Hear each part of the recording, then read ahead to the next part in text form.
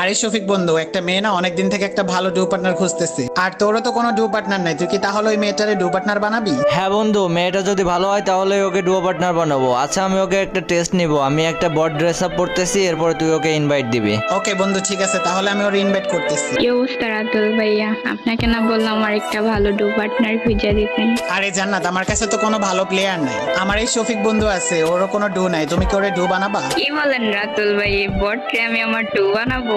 লল ভাই। আরে জান্নাত, তুমি এসব কি বলতেছো? তুমি কি চিনো ওরে? ওকে তুমি কি জানো? আরে বন্ধু, তুই কিছু বলিস না, তুই থাম, আমি দেখতেছি। আরে জান্নাত, প্লিজ তুমি আমার ডুও হয়ে যাও না প্লিজ। ভাই লল, তোর কাছে কি কোনো ভালো ড্রেস আপ আছে? তুই এসছিস আমার ডু পার্টনার হইতে? ও আচ্ছা, ডুও পার্টনার হইতে তাহলে ড্রেস আপ লাগে, তাই না? আচ্ছা রাতুল বন্ধু, 1 মিনিট দাঁড়া, আমি গ্রুপ থেকে বেরোয় আবার আসতেছি। ও ভাই, বিগ ফ্যান বিগ ফ্যান। আপনি কি আমার ডু পার্টনার হবেন? পাতার নাম পুদিনা, তোমার মতো মেয়েকে আমি